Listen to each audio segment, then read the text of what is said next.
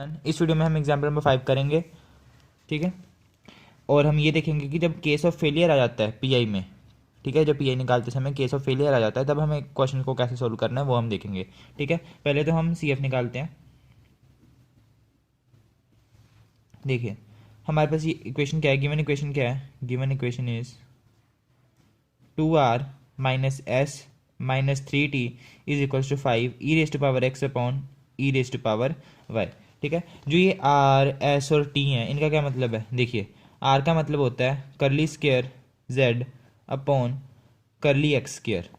ठीक है, यहाँ डबल डेरिवेटिव हो गया with respect to X of Z.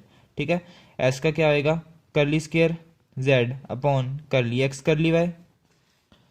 ठीक है, और जो टी का मतलब होता है curly square Z upon curly Y square, double derivative with respect to Y of Z. ठीक है, देखते हैं, ये आपको याद रखना है। इसका मतलब आर की जगह आप क्या पुट करोगे, आर की जगह आप पुट करोगे डी स्क्वेयर जेड। ठीक है, आर की का क्या मतलब है डी स्क्वेयर जेड। एस का क्या मतलब है D into D dash Z, क्योंकि यहाँ एक्स और वाई है ना, इसलिए डी इंटू डी डैश जेड। और टी का क्या मतलब है डी डैश का स्क्वेयर और जेड। ठीक है, curly square by curly Y square है ना, और साथ में जेड है तो डी डैश स्क्वायर का जेड। ठीक है, तो ये वैल्यूज हम यहाँ पुट कर देते हैं। सी एफ के लिए हमारा पहला स्टेप क्या होता है डी पुट कर देना। ठीक है, जहाँ जहाँ करली बाय करली एक्स और करली बाय करली वाई है, ठीक है, वहाँ वहाँ डी और डी डैश पुट कर दो। आर की जगह हम क्या पुट करेंगे D square Z, 2d square Z, minus S की जगह क्या पुट करेंगे, एस की जगह हम क्या पुट करेंगे D into D dash Z minus 3 into T, T की जगह क्या पुट करेंगे D dash square Z is equals to 5 E raised power X upon E raised power Y. ठीक है, अब मैं क्या करता हूँ जो ये ई है इसको मैं ऊपर ले जाता हूँ तो ये माइनस का हो जाएगा, और e raised power x into ई रेस्ट पावर माइनस वाई, ई में ऊपर ले गया तो वाई माइनस का हो गया। ठीक है, पावर, और ये एज इट इज। ठीक है, अब देखिए बेस ए में पावर ऐड हो जाएगी 5 ई raised power x minus y हो जाएगा। ठीक है, इज इक्वल्स टू ये एज इट इज। अभी के लिए इसको ऐसे रखते हैं। ठीक है, अब देखिए नेक्स्ट स्टेप क्या होता है, हमें एक्सिलरी इक्वेशन चाहिए होती है, सिंबॉलिक फॉर्म चाहिए होती है, मतलब पूरी इक्वेशन में डी डी में चाहिए होती है अकेली। ठीक है, तो देखिए यहाँ से मैं जेड को कॉमन ले लूँ, 2d² minus D D dash minus 3d dash का स्क्वेयर, और यहाँ से जेड को मैंने कॉमन ले लिया, इज इक्वल्स टू में क्या आ गया 5 ई raised power x minus y. ठीक है, आसान है ना। अब देखिए जो हमारी ये सिंबॉलिक फॉर्म होती है इसको जीरो के इक्वल पुट करना होता है। हम सी एफ निकाल रहे हैं, जीरो के इक्वल इसको हमने पुट कर दिया। ठीक है, आगे क्या करना है, जहाँ जहाँ डी होता है वहाँ वहाँ आपको एम पुट करना होता है, जहाँ जहाँ डी डैश होता है वहाँ 1 पुट करना होता है। तो ये क्या आ जाएगा 2m² minus m minus 3 is equals to 0, ये आ गया। ठीक है, इसको आप जब सॉल्व करोगे ये आ जाएगा 2m² minus 3m plus 2m, split मैं क्वाड्रेटिक इक्वेशन है, इसको मैं सिर्फ सॉल्व कर रहा हूँ। -3 इज इक्वल्स टू 0, ये आ जाए, यहाँ से मैं m को कॉमन लूँगा, m को कॉमन लेने पर ये आ जाएगा 2 माइनस 3m।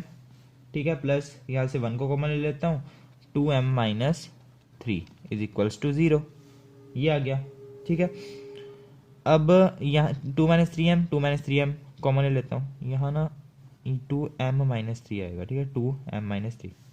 ठीक है, तो 2m माइनस 3 को कॉमन ले लेता हूँ, तो यहाँ बचेगा m plus 1 is equals to 0। Quadratic equation को मैंने सोल्व किया है जो आपको आती है। ठीक है, जो आप छोटी क्लासेस में करते आते हो। 2m minus 3 is equals to 0 आ जाएगा, m plus 1 is equals to 0 आ जाएगा। ठीक है, जहाँ ये 0 जहाँ ये 0 वही किया मैंने। ठीक है, यहाँ से m की वैल्यू क्या आ जाएगी 3/2 आ गई, यहाँ से m की वैल्यू क्या आ गई -1 आ गई। अब m की वैल्यू के ऊपर हमारे डिपेंड होता है सी एफ। ठीक है, m की हमारे पास 2 डिफरेंट वैल्यूज आई हैं, तो सी एफ क्या होगा, सी एफ क्या होता है 5 वाई प्लस जो हमारी वैल्यू है वो इंटू एक्स। ठीक है, प्लस 5 हमारी वैल्यू वाई प्लस जो हमारी वैल्यू है क्या -1 है ना, तो यहाँ जगह -1 इंटू एक्स। ठीक है, इसको मैं सिंपल लिख देता हूँ y माइनस एक्स। ठीक है, सी एफ हमारी ये आ गया, इसको इक्वेशन में 1 मान लो। अब हमें निकालना है क्या है, पी आई निकालना है ना, तो पी आई निकाल लेते हैं।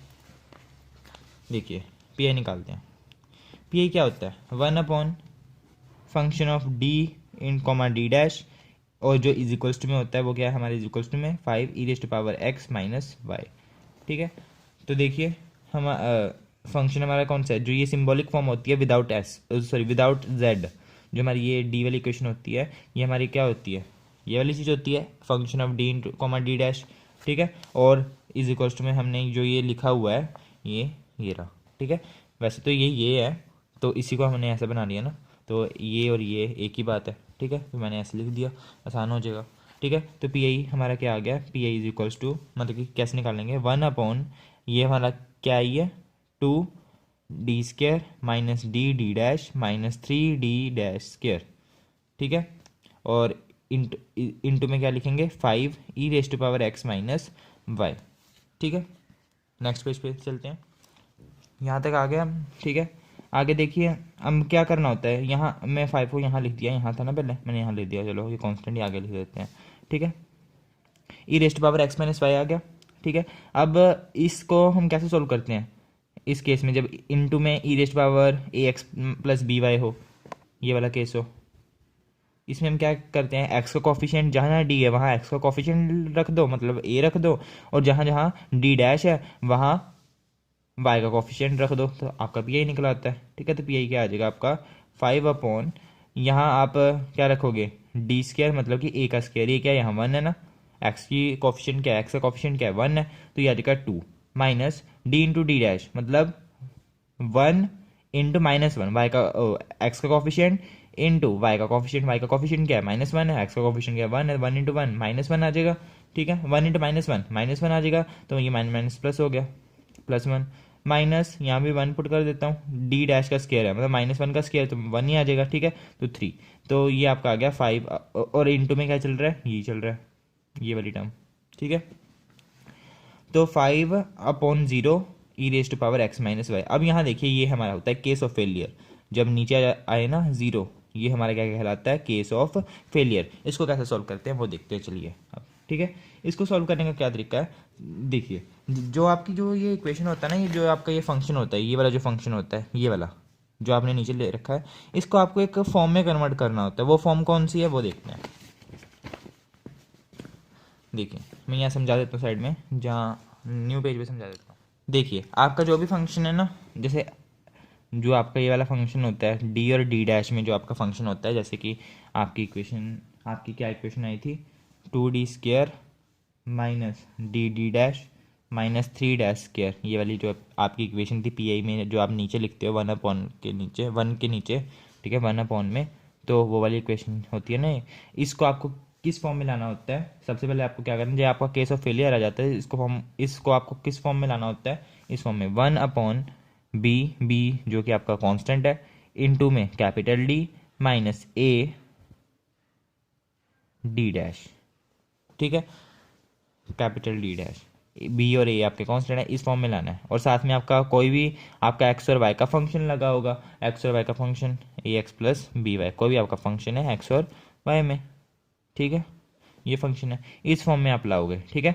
जब आपका इस फॉर्म में आ जाएगा, तो आप इस जो ये आपकी फॉर्म है, इसको आप सीधा लिख सकते हो, ये आपको याद रखना है कि इस फॉर्म को आप सीधा क्या लिख सकते हो, x की पावर n, n क्या है यहाँ, इस पूरे की पावर जो होगी, ठीक है, इस पूरे की जो पावर होती है ना, वो आपका क्या कहलाएगा, n कहलाएगा, ठीक है। तो x की पावर n आ गया, x की पावर n, ठीक है, x की पावर n अपॉन में क्या लिखोगे, अपॉन b की पावर n, ये b है, इसकी पावर भी आपको क्या लेनी है, n लेनी है, और जो आपकी ये पावर होगी इसका आपको फैक्टोरियल कर देना है, n का फैक्टोरियल, ठीक है, ये, और इनटू में आपका f(ax+by) एज इट इज, ठीक है। तो इस पूरी टर्म को आप क्या लिख सकते हो, सीधा ये लिख सकते हो, ठीक है। ये आपको अभी के लिए याद करना है केस ऑफ फेलियर का केस में, ठीक है। अब मैं इसको अप्लाई करके दिखाऊंगा और क्वेश्चन को सोल्व करेंगे, ठीक है, तब आपको अच्छी तरह समझ में आएगा। अब देखिए ये हमारा केस ऑफ फेलियर आ चुका है, ठीक है। तो हम जो ये हमारी इक्वेशन थी ना, ये वाली जो हमारी इक्वेशन थी, इसको मैं इक्वेशन नंबर 2 मान लेता हूँ, और इस इक्वेशन को मैं दोबारा वहाँ लिख देता हूँ। तो इसको पी आई हम किसके इक्वल है, from equation number 2, equation number 2 क्या है हमारा, 1/2d² minus D dash minus 3d⁻² into में 5e⁻x-y, ये है ना हमारा, ठीक है। अब देखिए इसको मुझे किस में कन्वर्ट करना है, bd माइनस ad डैश की कुछ पावर में, ठीक है, इस फॉर्म में कुछ लाना है तो हम क्या कर सकते हैं, फैक्टर बना सकते हैं। फैक्टर कैसे बना सकते हैं, हम देखते हैं कैसे फैक्टर बना सकते हैं। देखिए ये एक क्वाड्रेटिक इक्वेशन है ना, डी में क्वाड्रेटिक इक्वेशन है, ये यहाँ डी है, डी स्क्वायर है, फिर डी है, फिर ये कांस्टेंट टर्म है, ठीक है। तो ये हम डी को कोई वेरिएबल लेके चलते हैं, ठीक है, तो ये क्वाड्रेटिक इक्वेशन आ जाएगी डी में, ठीक है। तो इसको अब सॉल्व करते हैं, क्या आएगा। देखिए मैं इस मिडिल टर्म को स्प्लिट कर सकता हूँ, किस में स्प्लिट कर सकता हूँ, 3 और 2 में, क्योंकि इसको इसके साथ जब हम मल्टीप्लाई करते हैं तो क्या आएगा, इसको इसके साथ मल्टीप्लाई करेंगे 2 इंटू 3 6 हो जाएगा, ठीक है। तो हमें कुछ बीच में ऐसा करना है कि मल्टीप्लाई करने पर तो 6 आए, पर प्लस या माइनस करने पर हमारा 1 आ जाए, क्योंकि यहाँ डी अकेला है ना, तो हमें 1 चाहिए ठीक है, सॉरी डी डैश है ना यहाँ, तो हमें मतलब डी डैश चाहिए, मैं डी डैश का कॉफिशिएंट 1 आ जाए, ठीक है। इसको मतलब कि आपको सिंपल सोल्व करना है, मैं आपको सीधा बता देता हूँ। मैं ना यहाँ क्या करता हूँ, जहाँ जहाँ डी है वहाँ वहाँ हम मान लेते हैं सो आपकी जो सिंप्लिसिटी के लिए मैं बता रहा हूँ, ठीक है। जहाँ जहाँ डी है, सॉरी डी डैश है, जहाँ जहाँ डी डैश है ना वहाँ आप कोई नंबर मान लो, जैसे के है, ठीक है। तो ये आ जाएगा 2d² माइनस डी के, ठीक है, -3k का स्क्वायर, ठीक है। ये एक नंबर हो गया, ठीक है, ये भी एक कांस्टेंट है, ये पूरा एक कांस्टेंट और यहाँ 2 कांस्टेंट है। तो हमारी इक्वेशन क्वाड्रेटिक किस में आई है, डी स्क्वायर में, डी में इक्वेशन है ना ये पूरी, बाकी तो कांस्टेंट्स हैं, ठीक है। तो ये क्वाड्रेटिक इक्वेशन बन गई, किस में बन गई, डी में। तो इसको ही आपको सॉल्व करना है, तो इस क्वाड्रेटिक इक्वेशन को सॉल्व करना आपको आता ही है, ठीक है। तो 2d² एज इट इज़, बीच वाली टर्म को हमें स्प्लिट करना होता है, ठीक है। तो इसको जब मैं स्प्लिट करूँगा तो ये आ जाएगा -3k, 2 3 6, तो 3 और 2 फैक्टर बनेंगे 3k, ठीक है। और हमें क्या चाहिए, माइनस में चाहिए ना +2k, ठीक है, ऐसे।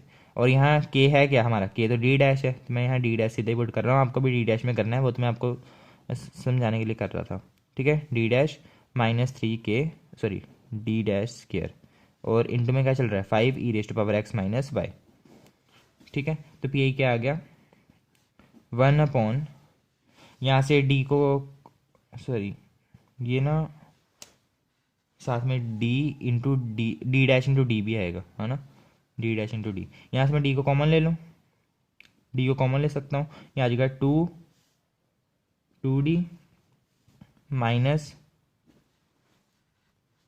-3d डैश, ठीक है। प्लस यहाँ से मैं कॉमन ले सकता हूँ डी डैश को कॉमन लूँगा, 2d -3d डैश, ठीक है, इंटू में 5e⁻x - y, ठीक है। अब देखिए यहाँ से मैं क्या कॉमन ले सकता हूँ, इसको कॉमन ले लूँ, ये और ये सेम ही है, कॉमन ले लिया तो ये आ जाएगा 2d -3d डैश इंटू में d + d डैश, ठीक है। और 5 को मैं यहाँ लिख देता हूँ e⁻x - y, ठीक है। अब देखिए अब हम क्या करेंगे, पी आई हमारा क्या आ जाएगा इसको, अब देखिए जे आप यहाँ सीधा आप वैल्यूज पुट करते हो, जहाँ जहाँ डी है वहाँ वहाँ आपको क्या पुट कर सकते हो, एक्स का कॉफिशिएंट, और जहाँ डी डैश है वहाँ वाई का कॉफिशिएंट पुट करोगे, ठीक है। जब आप इसमें पुट करते हो ये तो 0 बन जाएगा, केस ऑफ फेलियर आ जाएगा, ठीक है। तो सबसे पहले हम इसको क्या करते हैं, इसको इसमें अप्लाई करते हैं, तब हमारा जो आंसर है वो मतलब सही आएगा, मतलब कि यहाँ 0 नहीं आएगा, ठीक है। तो आ जाएगा 1/d + d डैश, इसको इस टर्म को मैंने इधर लिख लिया, यहाँ क्या बचा 1/2d - 3d डैश, ठीक है। ये वाली टर्म को मैंने यहाँ लिख दिया, ठीक है। इसके साथ मल्टीप्लाई हो रही है ना, तो इसको मैं ऐसे भी तो लिख सकता हूँ, ठीक है, इंटू में e⁻x - y, ठीक है। यहाँ मैं एक्स को, जहाँ जहाँ डी है वहाँ एक्स का कॉफिशिएंट पुट करना होता है, और जहाँ जहाँ डी डैश है वहाँ वाई का कॉफिशिएंट पुट करना होता है, वही पुट कर देता हूँ। P I = 5 1/d + d dash, ठीक है। जहाँ जहाँ एक्स है वहाँ सॉरी जहाँ डी है वहाँ एक्स का कॉफिशिएंट 1 + 3, और ये एज इट इज़, ठीक है। डी डैश का -1 पुट करा तो ये प्लस का हो गया और +3 हो गया, ठीक है। पी आई की वैल्यू क्या आ गई 5/d + d डैश, ये 1/6 हो जाएगा e⁻x - y, ठीक है। तो एक तो हमारा सोल्व हो गया, अब ये सोल्व करना बाकी है, पर यहाँ जब हम ये वैल्यूज़ यहाँ पुट करेंगे, एक्स के कॉफिशिएंट को डी की जगह पुट करेंगे और वाई के कॉफिशिएंट को यहाँ डी डैश की जगह पुट करेंगे, ये 0 बन जाएगा। इसलिए हमें इसको कैसा बनाना है, मतलब कि यहाँ हमें सीधा वैल्यू पुट करनी है। अभी देखिए ये कौन, चलो मैं पहले इसको रीअरेंज कर देता हूँ। ये 5/6, ये 6 को मैं आगे ले जाता हूँ, ठीक है। अंदर क्या बचेगा, 1/d plus D dash into में ई रेस्ट टू पावर x-5। अब देखिए ये कौन सी फॉर्म है, ये ऐसी फॉर्म नहीं है, B D minus A D, है ना, B D minus A D dash की पावर n, ठीक है। इसकी पावर n 1 मान लेते हैं, ठीक है। ये कुछ ऐसी सी फॉर्म है, इंटू में F A X plus B Y, कुछ ऐसी सी फॉर्म नहीं है ये वाली, है ना। ये हमारा कोई फंक्शन है एक्स और वाई में, ठीक है, और ये ऐसी फॉर्म है। इसको हम सीधा कौन क्या लिख सकते हैं, वो मैंने आपको बताया था। नेक्स्ट पेज पे करते हैं ये जल्दी जल्दी में ना, मैं 2 + 3 यहाँ 6 लिख दिया, यहाँ 5 आएगा, 5, ठीक है। और ये 5 से ये 5 कट गया, ठीक है, तो ये 1 ही बन जाएगा, ये वाली टर्म आ गई, ठीक है। ये हमारे पास आ चुका है, ठीक है। अब देखिए इसको मैं क्या लिख सकता हूँ, मैं दोबारा बता देता हूँ। जैसे कि हमारी कोई टर्म होती है 1/bd minus A D dash, ठीक है, इंटू में F A X plus B Y, ठीक है। इस फॉर्म में जो हमारा आ जाता है, ठीक है। इसको हम क्या लिख सकते हैं, एक्स की पावर n, ठीक है, अपॉन में B factorial into N factorial, और ये टर्म फंक्शन जो है एज इट इज़, ठीक है।